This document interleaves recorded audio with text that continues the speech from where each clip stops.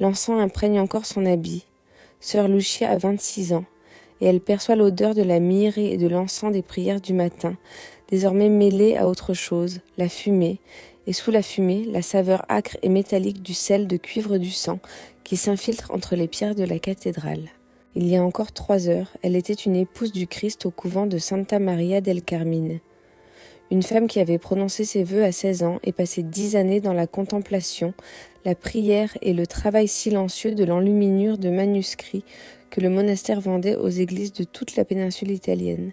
À présent, elle est accroupie derrière l'autel de la cathédrale d'Otrante, son habit blanc taché de suie et d'autres choses qu'elle refuse d'examiner. Ses mains sont plaquées sur la bouche d'une fillette d'à peine 15 ans, une novice arrivée au couvent depuis seulement 6 mois, afin d'empêcher son cri de révéler leur cachette aux soldats qu'elle entend se déplacer dans la nef. Par une étroite ouverture entre l'autel et le mur, elle voit ce qui se déroule. Les soldats ottomans parcourent méthodiquement la cathédrale, arrachent les gens à leur refuge, les séparent en groupes. Les hommes sont ligotés et conduits à l'extérieur, vers la colline que les habitants d'Otrante appellent la Minerve. Les femmes, elles, qui sont traitées autrement. Les soldats les examinent, les évaluent, procédant à des estimations que Lucia reconnaît aussitôt. Ce calcul de la valeur qui précède la vente, elle l'a vu 1000 fois sur les marchés à bestiaux de son père. Elle est née Lucia Ferrante, fille d'un marchand de laine et d'huile d'olive. Elle sait à quoi ressemble le commerce. Elle sait ce qui arrive quand des êtres humains deviennent des marchandises.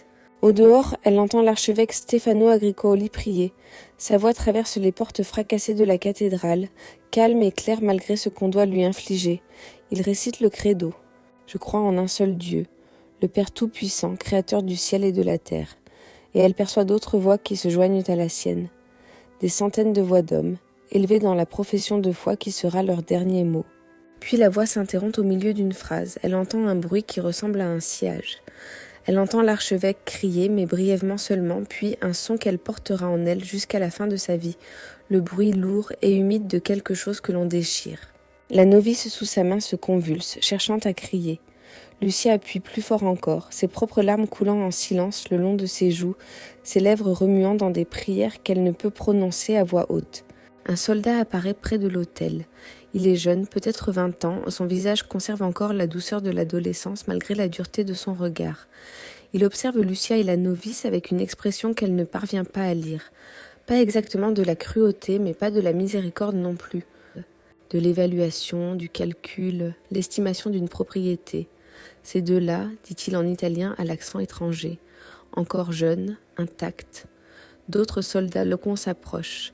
Des mains saisissent les bras de Lucia, la tirent hors de derrière l'autel, déchirent son habit tandis qu'elle se débat. La novice est empoignée de la même manière. Ses cris éclatent enfin lorsque la main qui la réduisait au silence est arrachée. On les traîne à travers la cathédrale, devant les corps des prêtres qui ont tenté de défendre leur troupeau, devant les vieillards et les enfants jugés sans valeur, abandonnés là où ils sont tombés. On les fait passer par des portes qui autrefois accueillaient les fidèles et qui s'ouvrent désormais sur une ville devenue un abattoir. Otrante brûle. La fumée s'élève en colonnes que Lucia peut voir à des kilomètres, marquant la destruction de tout ce qu'elle a connu. Les murs qui ont protégé la cité pendant des siècles sont éventrés en 3 endroits.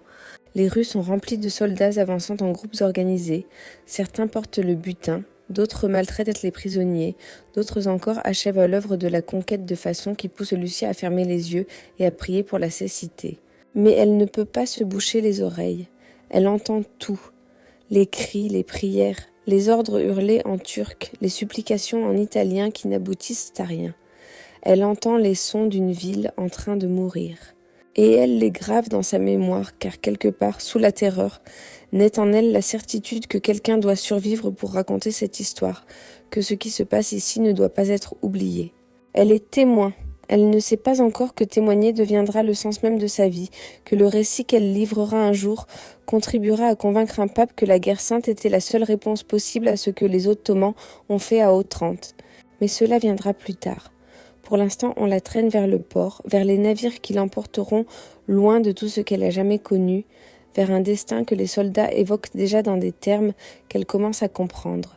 Butin, propriété, plaisir. Les mots la poursuivent à travers les rues de la ville en flammes.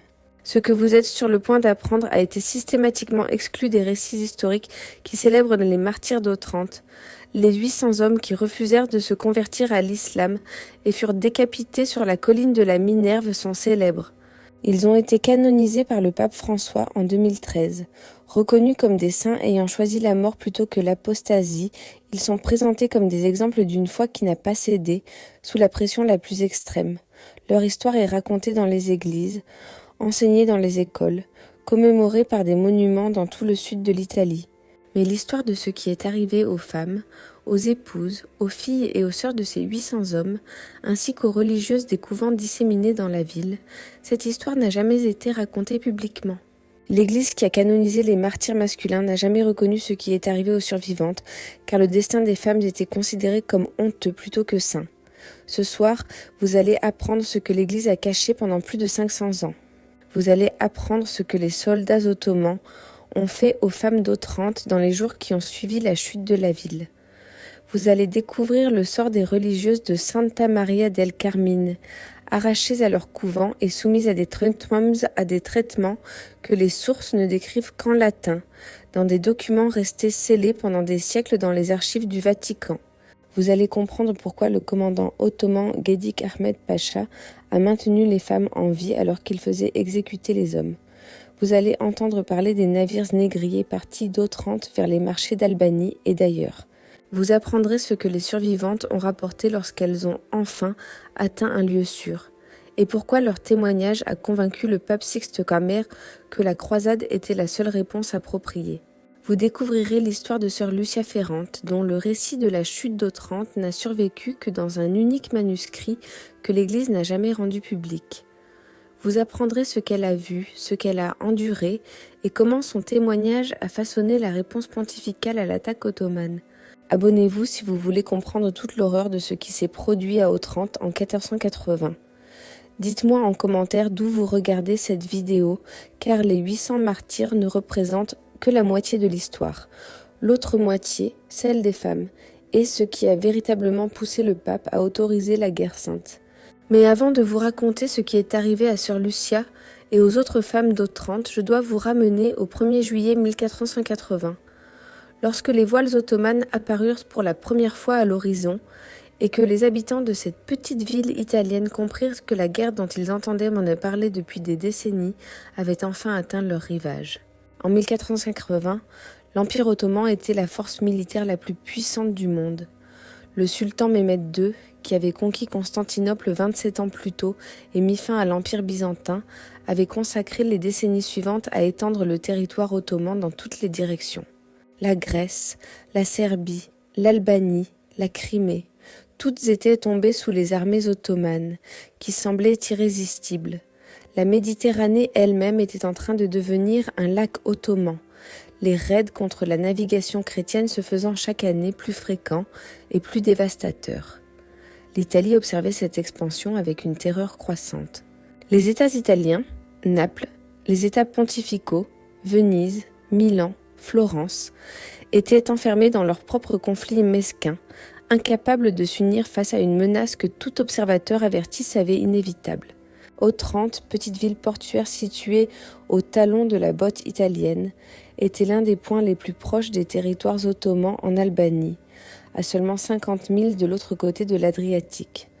Lorsque la flotte ottomane apparut le 28 juillet 1480, elle transportait environ 18 000 soldats sous le commandement de Gedik Ahmed Pacha, l'un des chefs militaires les plus impitoyables de Mehmed II. Ahmed Pacha s'était forgé sa réputation lors de campagnes à travers les Balkans, où le traitement qu'il réservait aux populations conquises était devenu tristement célèbre pour sa brutalité. Otrante disposait d'une garnison d'à peine 400 soldats et d'une population civile d'environ 6 000 âmes. Les murailles étaient médiévales, conçues pour une époque antérieure, totalement inadéquate face aux techniques de siège ottomanes qui avaient déjà brisé des fortifications bien plus puissantes. Tous savaient que des renforts venus de Naples mettraient des semaines à arriver, s'ils arrivaient seulement un jour. Le siège dura 15 jours. Durant ces 15 jours, les habitants d'Otrante subirent ce que la doctrine militaire ottomane appelait le ramollissement, la terreur systématique d'une population assiégée par les bombardements, la faim et la démonstration publique de ce qui attendait ceux qui résistaient. Les canons ottomans ouvrirent des brèches dans les remparts. Des prisonniers non capturés à l'extérieur des murs furent exécutés sous les yeux des défenseurs. Des messagers ottomans proposèrent des conditions: se convertir à l'islam, livrer la ville, accepter la domination ottomane ou en subir les conséquences. La ville refusa, la garnison combattit. La population civile, clergé compris, se prépara au martyre si nécessaire. Le 11 août, les murs furent éventrés en 3 points simultanément. Les soldats ottomans se déversèrent dans la cité et le massacre commença. Revenons maintenant à sœur Lucia qui se trouvait au couvent de Santa Maria del Carmine lorsque les murailles cédèrent. Le couvent se dressait près du mur oriental d'Otrante, suffisamment proche pour que les sœurs aient entendu chaque détonation de canon pendant les 15 jours du siège. Assez proche pour qu'elles aient senti la fumée des incendies allumés par les bombardements ottomans dans les quartiers civils. La mère supérieure, une femme de 60 ans nommée sœur Benedetta, les avait conduites dans une prière incessante, chapelet après chapelet, messe après messe, les préparant à tout ce que Dieu pourrait vouloir pour elles. « Nous devons accepter la volonté de Dieu », leur disait sœur Benedetta à mesure que les bruits de la bataille se rapprochaient. « Si le martyr vient, nous l'embrasserons. Si la vie continue, nous servirons selon ses desseins. La peur est naturelle, mais la foi est plus forte que la peur. C'est échauffe un enfant. » Lucia avait cru à ces paroles, ou du moins avait essayé d'y croire.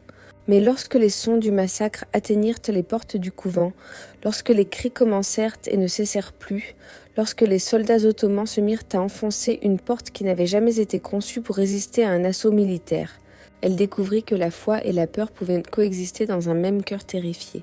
La porte vola en éclats. Les soldats envahirent la cour où les sœurs s'étaient rassemblées, 23 femmes en habits blancs, âgées de 15 à 68 ans, leurs visages reflétant toute la gamme de la terreur et de la résignation. Sœur Benedetta s'avança, son chapelet levé, la voix ferme. « Nous sommes des épouses du Christ », dit-elle en latin, puis répéta en italien lorsque les soldats ne montrèrent aucun signe de compréhension. « Nous sommes consacrés à Dieu. Nous ne le sommes pas. » La lame du soldat lui ouvrit la gorge avant qu'elle ne puisse achever sa phrase. Elle s'effondra aux pieds des sœurs qui l'avaient suivie pendant des décennies, son sang se répandant sur les pierres de la cour qu'elle avait parcourue chaque matin en prière.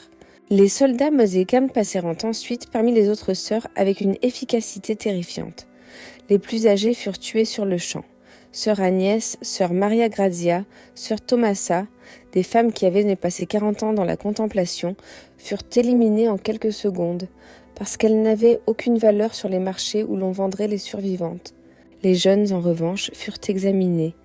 Des mains tiraient sur les habits, jaugeaient ce qu'il y avait dessous, faisirent des calculs que Lucia comprenait avec une lucidité écœurante. Elle était jeune, en bonne santé, son visage encore intact, sans marque de l'âge ni de la maladie. Elle avait de la valeur, on lui laissa la vie. 12 sœurs survécurent au massacre initial. 12 femmes qui auraient choisi la mort avec sœur Benedetta se virent refuser ce choix parce que leurs corps avaient une valeur que les soldats entendaient exploiter. On les lia avec des cordes qui entaillaient des poignées habituées au grain du chapelet. On les fit marcher hors du couvent, à travers des rues où le massacre se poursuivait encore. Elles passèrent devant les corps de voisins et de paroissiens, devant des scènes que Lucia s'obligea à regarder et à mémoriser, car elle comprenait déjà que le témoignage compterait. On les conduisit à la cathédrale, où des centaines d'autres femmes s'étaient réfugiées en quête de sanctuaire. Le sanctuaire avait échoué. Les femmes étaient triées comme du bétail au marché, séparées selon l'âge et l'état, préparées pour un transfert vers des destinations que les soldats évoquaient ouvertement, convaincus que leurs captives ne comprenaient pas le turc. Mais l'une des sœurs comprenait, sœur Helena qui avait vécu des années dans une communauté grecque commerçant avec des marchands ottomans, avait appris suffisamment le turc pour saisir les conversations de base. Elle traduisait ce qu'elle entendait par fragments murmurés, la voix étonnamment calme, malgré l'horreur de ce qu'elle transmettait. Ils emmènent les jeunes femmes en Albanie. Il y a des marchés là-bas, des acheteurs qui paient cher pour les italiennes, surtout celles qui sont...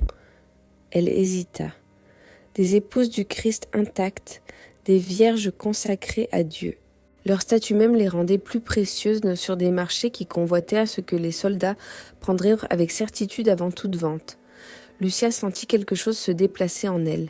La peur ne disparut pas, mais elle fut rejointe par quelque chose de plus dur, quelque chose qui la soutiendrait dans ce qui l'attendait. La rage. La rage froide et constante de quelqu'un qui a décidé de survivre, non pas malgré ce qu'on lui faisait, mais à cause de cela. De quelqu'un qui porterait le fardeau du témoignage à travers toutes les ténèbres à venir. Elle se souviendrait de tout. Elle survivrait et elle dirait au monde ce que les Ottomans avaient fait à Otrante. Le massacre des hommes eut lieu le lendemain matin. Les 800, devenus célèbres comme martyrs, furent rassemblés sur la colline de la Minerve, à l'extérieur des murs, afin que toute la population survivante, y compris les femmes retenues en vue de leur transport, puisse assister au sort réservé à ceux qui refusèrent de se convertir. Lucia regardait depuis le port, liée avec d'autres femmes sur le pont d'un navire que l'on chargeait de butin. Elle voyait la colline distinctement, voyait les hommes agenouillés en rang, voyait les bourreaux ottomans se déplacer parmi eux, leurs lames captant la lumière du soleil matinal. Elle reconnut des visages. Antonio Ferrante, son cousin qui autrefois lui apportait des figues de son verger avant qu'elle ne prononce ses vœux.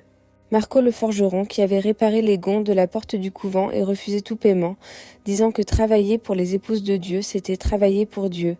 Le père Giovanni, le jeune prêtre qui avait entendu ses confessions et lui avait offert une sagesse qu'elle chérissait. On leur donna une dernière chance de se convertir.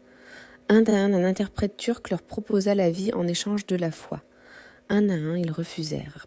La mise à mort dura des heures.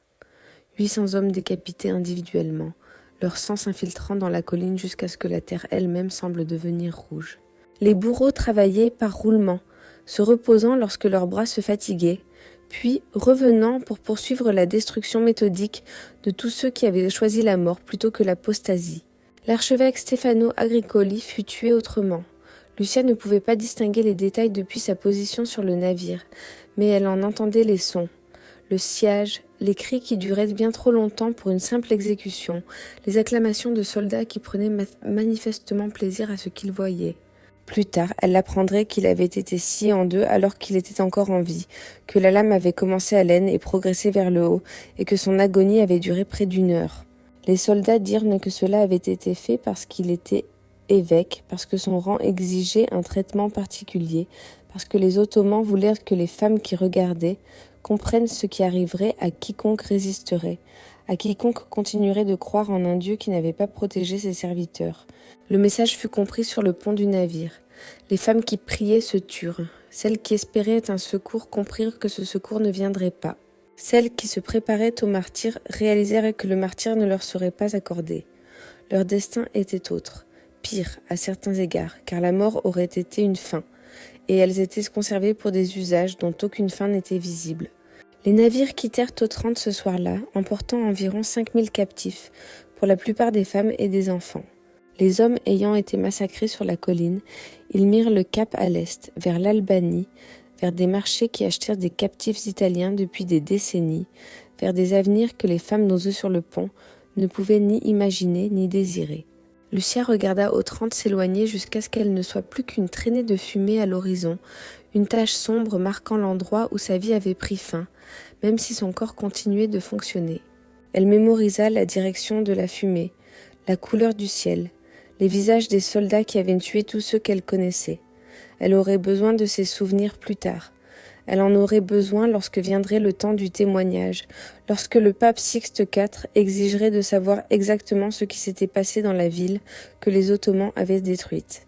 À présent, je dois vous dire quelque chose sur ce qui s'est produit à bord de ces navires, quelque chose que l'Église n'a jamais reconnu officiellement, mais que les témoignages des survivantes rendent parfaitement clair. Les femmes d'Otrante ne furent pas simplement transportées de leur ville vers les marchés d'esclaves d'Albanie. La traversée de l'Adriatique, environ 50 000, soit 12 à 18 heures de navigation selon les vents, faisait elle-même partie de leur supplice. La doctrine militaire ottomane distinguait plusieurs catégories de captifs. Il y avait ceux destinés à la vente, qu'il fallait préserver dans un état compatible avec le marché. Il y avait ceux destinés à être distribués aux soldats, comme récompense de service, et qui pouvaient être utilisés immédiatement. Et il y avait ceux qui se situaient entre les deux, des femmes qui seraient vendues plus tard, mais dont on pouvait disposer pendant le transport sans réduire de façon significative leur valeur. Les religieuses de Santa Maria del Carmine tombèrent dans cette catégorie intermédiaire. Leur statut de vierge consacrée les rendait précieuses, certes, mais elles étaient 12, plus qu'un seul acheteur n'en voudrait. Certaines seraient vendues intactes, d'autres pouvaient être attribuées à des officiers ayant mérité des récompenses pour leur conduite durant le siège. Le commandant Gedik Ahmed Pacha supervisa lui-même cette répartition. Il sélectionna 4 religieuses pour un usage immédiat par ses officiers supérieurs, les plus jeunes, les plus attirantes, celles dont la terreur semblait divertir les hommes auxquels elles étaient destinées. Les 8 restantes, dont Lucia, furent réservées au marché. Leur état devait être préservé jusqu'à ce qu'une vente puisse être organisée. Mais préserver ne signifiait pas protéger. Cela signifiait seulement éviter les dommages les plus visibles. Les officiers qui reçurent les 4 religieuses sélectionnées ne se soucièrent nullement de leur valeur marchande, et ce qui se produisit dans ces cabines durant la traversée fut audible dans tout le navire, des cris qui durèrent des heures, puis un silence d'une gravité encore plus terrible. Lucia et les autres survivantes furent maintenues sur le pont, ligotées au bastingage, exposées aux éléments et aux regards des soldats qui passaient en commentant ce qu'ils feraient si l'occasion leur était donnée. On leur donna de l'eau, mais aucune nourriture. Il leur fut interdit de bouger, de prier à voix haute, de se parler. On leur enseignait ce qu'elles étaient devenues. Lorsque l'aube se leva sur la côte albanaise, l'une des 4 religieuses non sélectionnées était morte. Sœur Helena, celle qui avait traduit le turc pour les autres, avait réussi à se jeter par-dessus bord pendant la nuit, se noyant avant que quiconque puisse la récupérer. Les soldats semblèrent agacés par ce gaspillage de propriétés précieuses, mais nullement surpris. Il était apparemment courant que des captifs tentent de s'échapper par la mort durant le transport. Les 3 autres furent traînées sur le pont à l'approche du port. Elles ne pouvaient plus marcher sans aide. Elles ne pouvaient plus parler de façon cohérente. Quoi qu'il se fût passé dans ces cabines, quelque chose en elles avait été brisé à jamais. Lucia les regarda et comprit ce qui avait été prévu pour toutes. Elle comprit que la seule différence entre elle et ces 3 femmes détruites tenait au calcul de valeur qu'il avait désigné pour le marché plutôt que pour une distribution immédiate. Elle ajouta cette compréhension au témoignage qu'elle construisait déjà dans son esprit. Elle devrait dire au pape non seulement ce que les Ottomans avaient fait, mais ce qu'ils avaient voulu faire. Non seulement l'horreur elle-même, mais le système qui l'avait produite. Le marché aux esclaves de Vlorë fut l'endroit où les femmes d'Otrante furent triées en vue de leur vente finale. Vlorë était une ville portuaire ottomane qui servait depuis des décennies de point de transit pour des captifs venus de toute la Méditerranée. L'infrastructure du marché y était parfaitement rodée.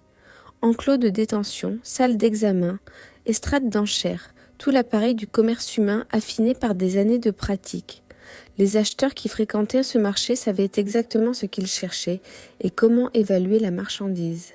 Lucia et les religieuses survivantes furent traitées par ce système avec une efficacité qui trahissait une longue habitude. On les dépouilla de leurs habits. Le tissu blanc qui les avait désignées comme épouses du Christ était une étoffe précieuse, revendable séparément. On leur donna des tuniques grossières offrant à peine de quoi se couvrir. Elles furent examinées par des hommes qui inspectaient leurs dents, leur peau, leur corps, qui confirmèrent la virginité augmentant leur valeur, notèrent la jeunesse et la santé susceptibles d'attirer des acheteurs de premier rang.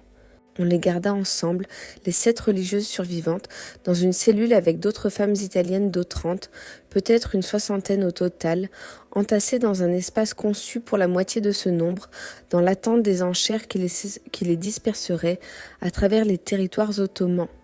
Durant ces jours d'attente, Lucia recueillit des témoignages. Elle parla à toutes celles qui acceptèrent de parler. Elle apprit des noms, des histoires familiales, ce qu'elles avaient vu qui était mort, comment elles avaient été capturées. Elle mémorisa tout, car elle n'avait rien pour écrire et nulle part où conserver des traces écrites. Elle bâtit dans son esprit un catalogue de l'atrocité, classé par victime, par bourreau, par lieu, par date. Une femme nommée Giovanna lui raconta la cathédrale, où des soldats ottomans avaient acculé des femmes cherchant refuge et les avaient soumises méthodiquement pendant 3 jours avant que les survivantes ne soient non rechargées sur les navires. La fille de Giovanna, âgée de 12 ans, avait été arrachée de ses bras et donnée à un soldat qui s'était particulièrement distingué durant le siège.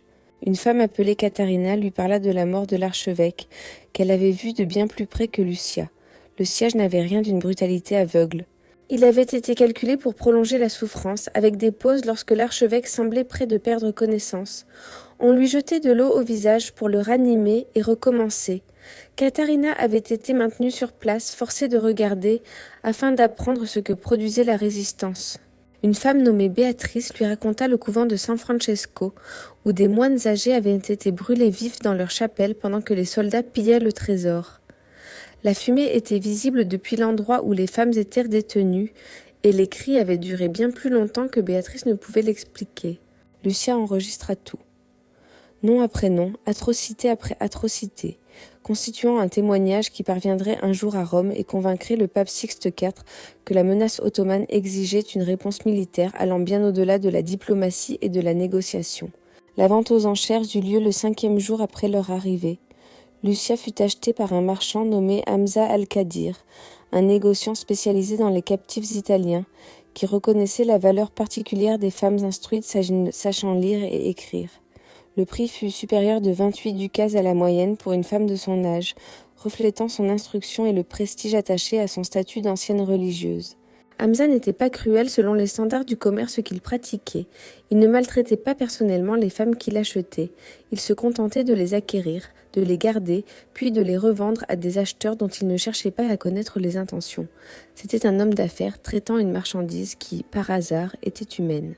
« Tu serviras dans ma maison jusqu'à ce qu'un acheteur approprié soit trouvé, » dit-il à Lucia en italien, avec l'aisance de quelqu'un habitué depuis longtemps aux captifs de son pays. « Tu travailleras, tu obéiras.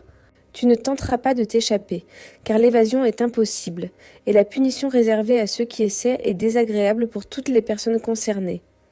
Quel travail! Service domestique, nettoyage, cuisine, toutes les tâches nécessaires, cela m'importe peu. » Il marqua une pause, choisissant ces mots.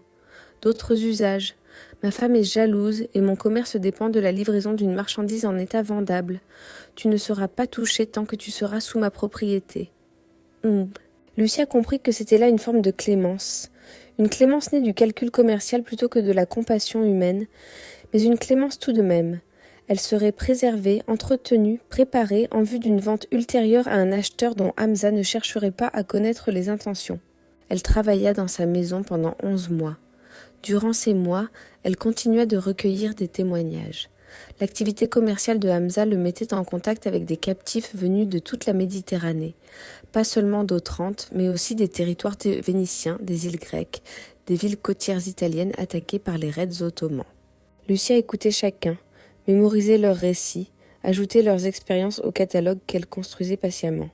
Elle apprit comment fonctionnait le marché des femmes italiennes, des prix plus élevés pour les vierges, des tarifs premium pour l'éducation et le raffinement, des acheteurs spécifiques recherchant des caractéristiques précises. Elle apprit les destinations finales, les harems ottomans, les riches demeures d'Istanbul et d'ailleurs les maisons closes et les villes portuaires où les marins recherchaient du haut des formes particulières de divertissement. Elle comprit qu'elle avait été chanceuse. Beaucoup de femmes d'Otrante avaient déjà été vendues vers des lieux d'où aucun retour n'était possible. Les 3 religieuses brisées du navire avaient été achetées par un propriétaire de bordel à Thessalonique.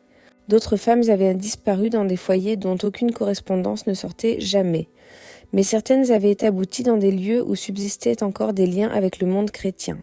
Une femme nommée Maria avait été achetée par un marchand grec dont l'épouse était morte. Elle était autorisée à écrire des lettres qui parvenaient mais parfois jusqu'à Venise. Une femme appelée Rosa avait été acquise par un fonctionnaire turc qui lui permettait d'assister aux offices orthodoxes grecs, où elle entra en contact avec des prêtres susceptibles de transmettre des messages vers l'Occident. Par ces connexions fragiles, les nouvelles de ce qui s'était passé à Otrante commencèrent à atteindre l'Europe chrétienne. D'abord par fragments, des rumeurs de massacres, des murmures d'atrocités, puis, peu à peu, sous la forme d'un tableau cohérent qui horrifia tous ceux qui en prirent connaissance. Le pape Sixte IV reçut des rapports provenant de multiples sources, marchands, diplomates, prêtres en contact avec des chrétiens orthodoxes vivant en territoire ottoman. Il apprit l'histoire des 800 martyrs, dont la mort était commémorée par des captifs ayant assisté aux exécutions.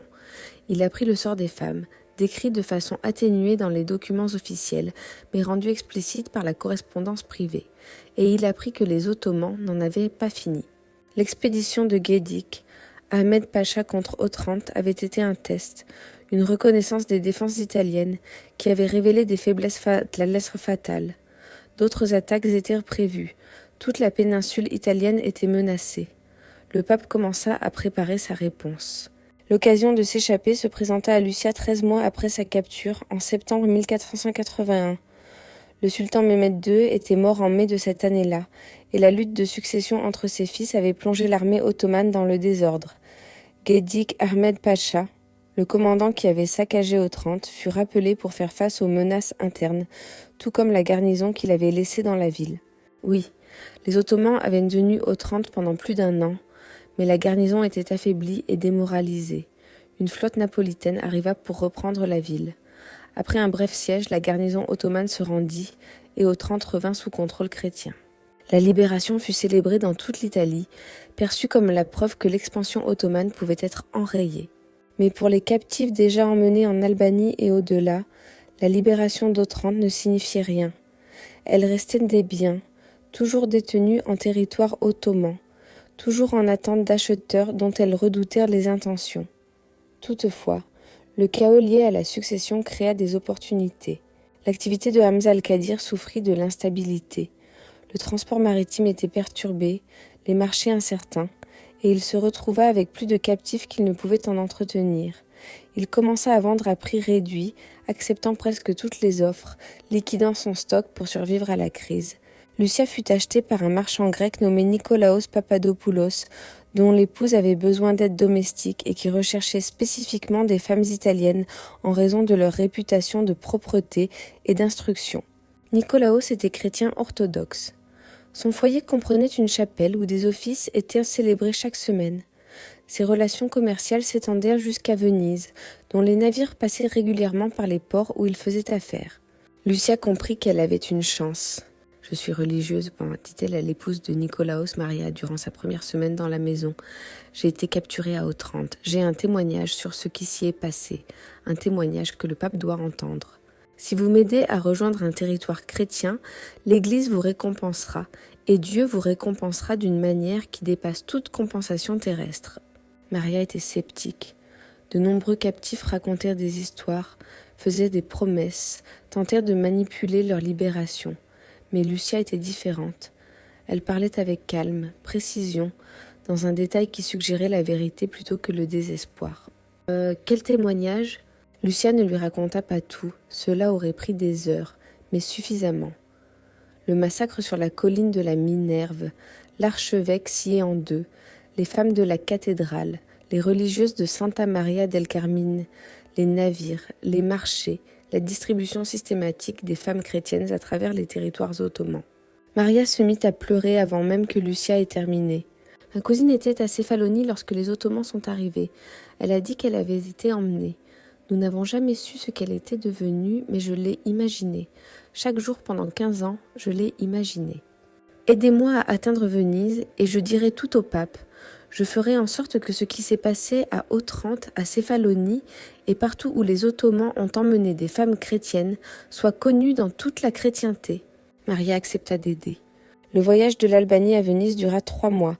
Il impliqua plusieurs navires, des documents falsifiés, des pots de vin versés à des agents des douanes et la coopération d'un réseau de chrétiens orthodoxes et catholiques qui avaient mis en place des systèmes pour faire circuler des personnes et des informations à travers les territoires sous contrôlés par les Ottomans. Lucia voyagea cachée dans des cales, déguisée en épouse de marchands, dissimulée parmi des marchandises qui servaient elles-mêmes de camouflage. Elle passa de port en port, chaque transfert la rapprochant un peu plus de la sécurité, chaque nuit passée dans la clandestinité mettant à l'épreuve sa détermination à survivre et à témoigner. Elle arriva à Venise en décembre 1481, près de 18 mois après sa capture à Otrante.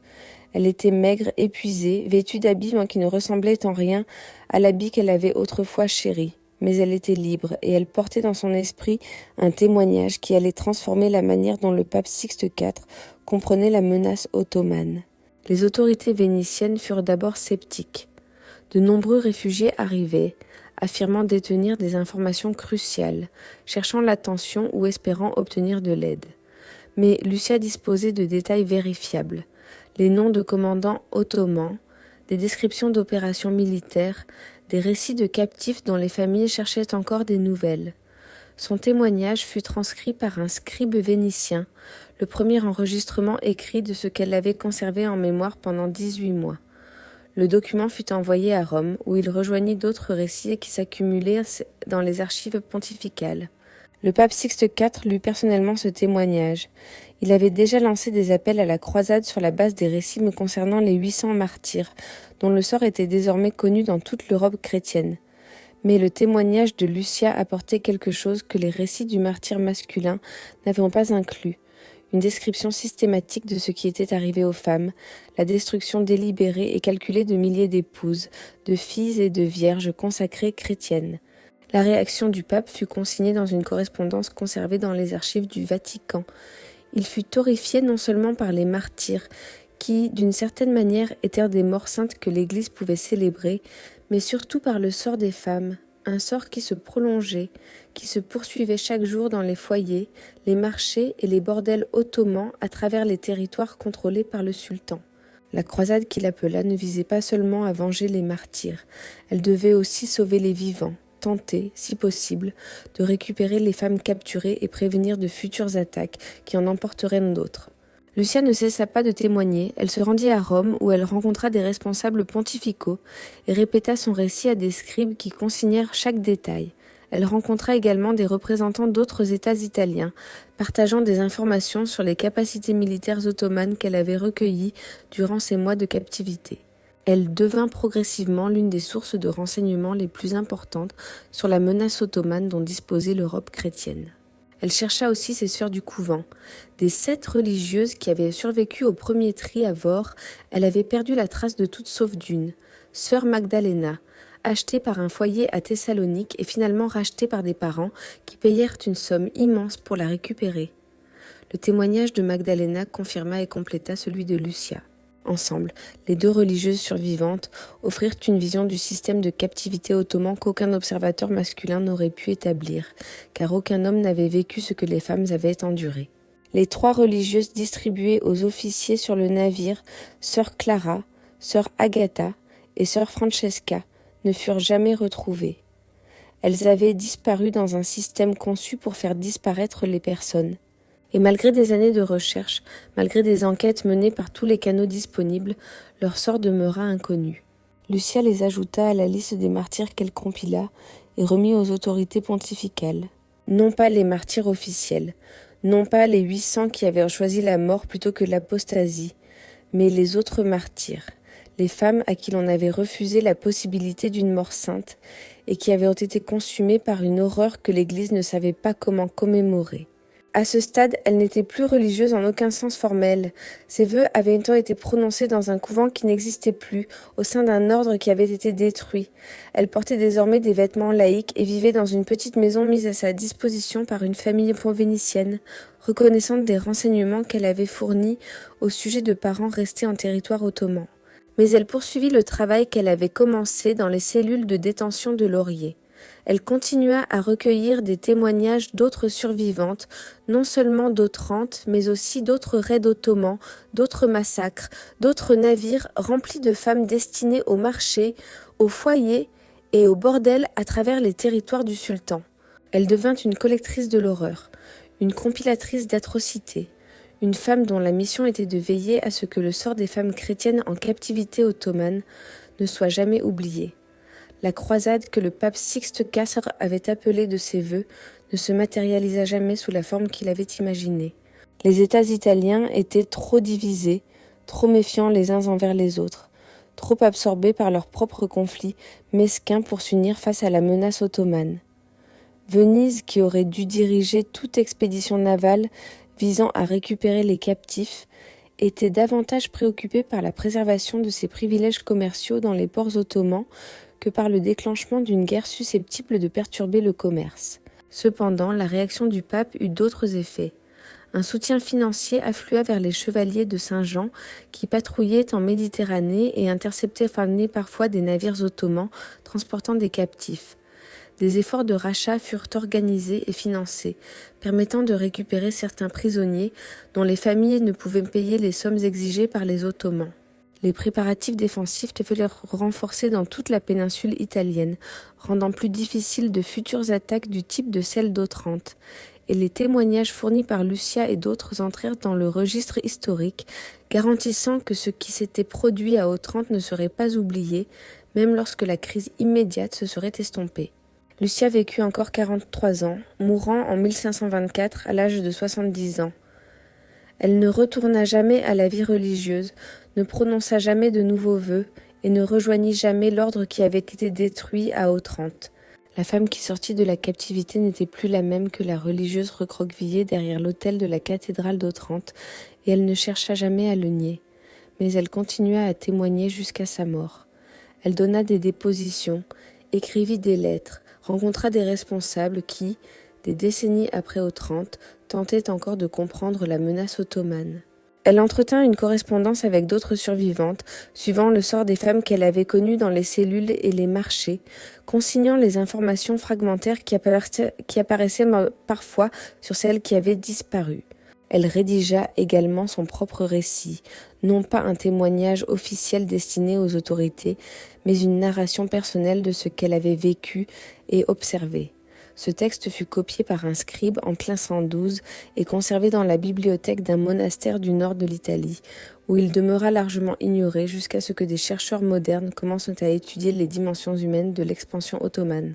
Ce récit est remarquable par sa précision et sa retenue.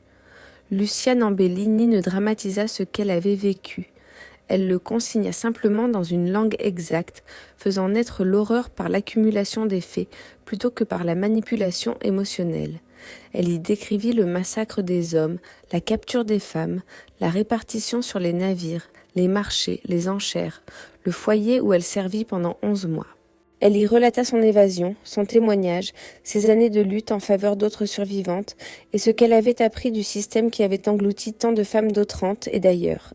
L'organisation, l'économie, la bureaucratie de la captivité faisaient que le traitement des femmes par les Ottomans n'était pas une brutalité aléatoire, mais une destruction calculée. Les marchés où les vierges atteignaient des prix élevés. Les foyers où les femmes instruites remplissèrent des fonctions mêlant travail domestique et autres attentes.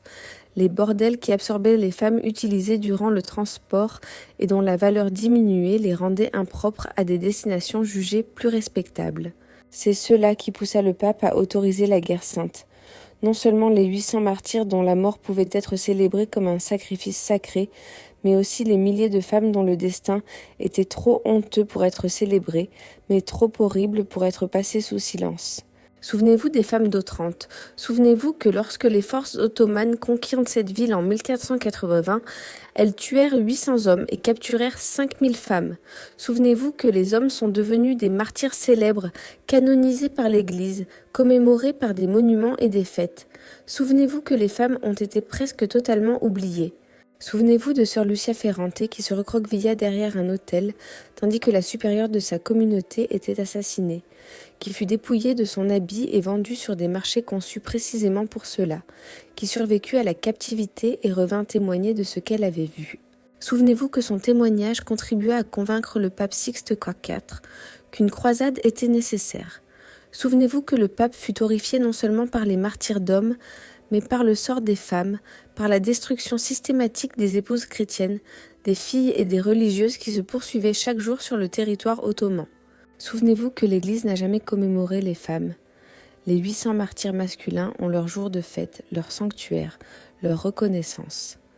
Les 5000 femmes n'ont rien parce que leur destin était considéré comme honteux. Parce que survivre dans les circonstances qu'elles affrontèrent impliquait d'accepter des réalités que l'Église ne pouvait reconnaître, parce que les victimes de ce que les Ottomans infligèrent aux femmes ne correspondaient pas au récit de martyrs héroïques que l'Église voulait célébrer. Souvenez-vous que Lucia passa 43 années après son retour à recueillir les témoignages d'autres survivantes, à suivre le sort des femmes qu'elle avait connues en captivité, à compiler un registre de l'horreur que l'Église classa et choisit de ne pas rendre public. Souvenez-vous de sœur Clara, de sœur Agatha et de sœur Francesca, les 3 religieuses attribuées à des officiers ottomans sur le navire, dont les cris étaient audibles durant toute la traversée, et dont le destin demeura inconnu malgré des décennies de recherche. Souvenez-vous des femmes de la cathédrale qui cherchèrent ce refuge dans la maison de Dieu et découvrirent que ce sanctuaire ne pouvait les protéger d'hommes qui ne reconnaissaient d'autre loi que la force. Souvenez-vous que ce qui se produisit à Otrante n'était pas unique. Les raids ottomans enlevaient des femmes chrétiennes depuis des décennies avant 1480 et continuèrent pendant des siècles après. Les marchés qui traitèrent les femmes d'Otrante traitaient aussi celles de Crète, de Chypre, de Venise et d'innombrables autres lieux atteints par la puissance ottomane. Souvenez-vous que l'histoire que nous héritons est façonnée par ce que l'on choisit d'enregistrer et par ce que l'on choisit de supprimer. Les martyrs masculins d'Otrante devinrent célèbres parce que leur mort s'inscrivait dans un récit que l'Église voulait célébrer, le sacrifice héroïque, la foi jusqu'à la mort, le triomphe de l'esprit sur la chair. Les survivantes d'Otrante furent réduites au silence parce que leurs expériences ne correspondaient à aucun récit que l'Église pouvait embrasser. Souvenez-vous que le témoignage compte. Lucia survécut non seulement physiquement, mais avec un but, porter dans sa mémoire le récit de ce qu'elle avait vu, afin que les femmes d'Otrante ne soient pas totalement oubliées, même si l'Église préférait les oublier. Souvenez-vous que ce que les soldats ottomans firent aux religieuses d'Otrante amena le pape à autoriser la guerre sainte. Non la mort des 800 hommes, si sacrée fut-elle, mais l'horreur continue infligée à des milliers de femmes, aussi honteuse fut-elle. Abonnez-vous si vous souhaitez découvrir d'autres histoires cachées. Dites en commentaire d'où vous regardez cette vidéo. Partagez-la avec tous ceux qui pensent comprendre les martyrs d'Otrante à travers le récit célèbre des 800 hommes ayant choisi la mort plutôt que l'apostasie. Car ces 800 ne représentent que la moitié de l'histoire. L'autre moitié, celle que l'Église a dissimulée pendant 5 siècles, est celle qui révéla réellement la menace ottomane pour l'Europe chrétienne. Les martyrs moururent en un seul jour. Les femmes y en souffrirent pendant des années, des décennies, parfois toute une vie. Les martyrs furent célébrés. Les femmes furent oubliées jusqu'à aujourd'hui. Souvenez-vous de Sœur Lucia Ferrante. Souvenez-vous des religieuses de Santa Maria del Carmine. Souvenez-vous des femmes d'Otrante. Souvenez-vous de ce que l'Église a choisi de taire. Souvenez-vous.